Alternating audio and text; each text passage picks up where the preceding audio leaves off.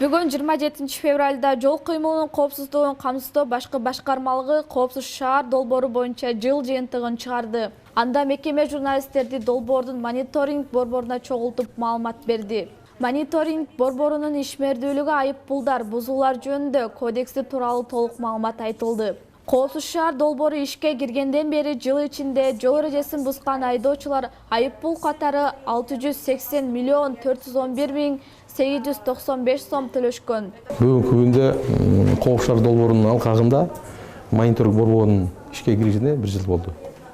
Ошо 1 жылдын ичинде өзүнүн көрсөткүчтөрү абдан жакшы болду да. Бул аппарат программа комплекстеринин турган жеринде жол кырсыгынын азайганы байкалды. Бул 50%га азайды. Ал азайгандан тышкары адамдын өлүмү менен катталган жол кырсыгы бир дагы болгон жок. Экинчи этап менен мыйзам чегинде тиешелүү компаниялар уткан.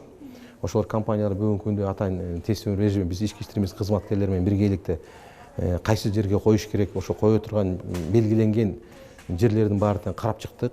Буюрса быйыл жылдын аягына чейин ошо компаниянын келишим негизинде запускать этилет да, ишке кирет да. Долбоордун биринчи баскычын орусиялык Vega концерни ишке ашырды. Ал эми Коопсуз шаар 2 долбоор үчүн тендер жарыяланып, анда кытайлык Shenzhen Sanbin компания жеңүүчү аталган. Коопсуз шаар камералардын жардамы менен башка оор кылмыштардын да бети ачылган. Камера тартылгандан кийин ал маалыматтын баары инфокомго келет.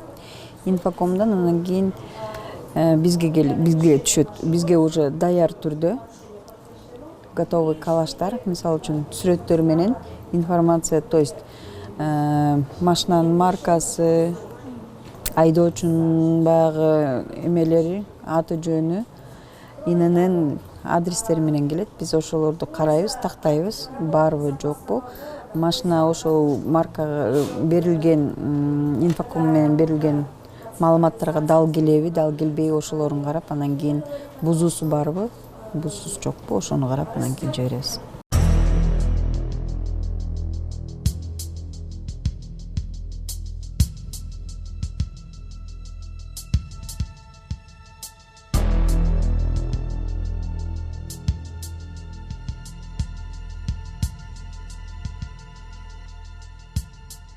Белгилей кетсек, долбоор былтыркы жылдын февраль айында сыноо тартибине иштеп, ал эми мартта толук кандуу ишке киргизилген. Жалпысынан жол эрежесинин бузулгандыгы боюнча 1 миллион 32 миң 673 токтом чыгарылып, 590 миң 130 боюнча айып төлөнгөн.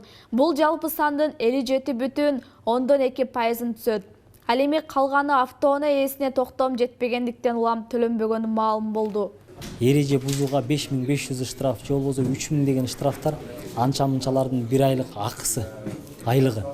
Анан бир ай иштеп туруп кандай бир жалаңычтык болуп калат, же болбосо шашуу болуп калат, же болбосо ошо правиланы, эрежени билбегендиктен болуп калат.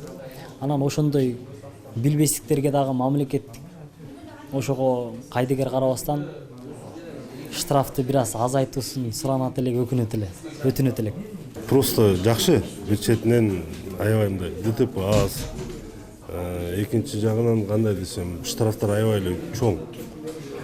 5000 штраф келип атат, 3000 келип атат. Менин оюмча Коопсуз шаар эмес эле Курдуктоо шаар болуп атат да. Анткени дегенде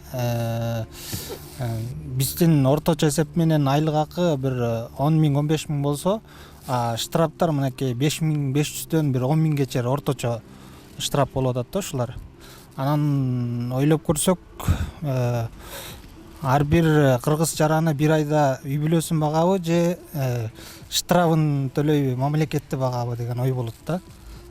Мен карашымын бул мындай штрафтын көптүгүнө.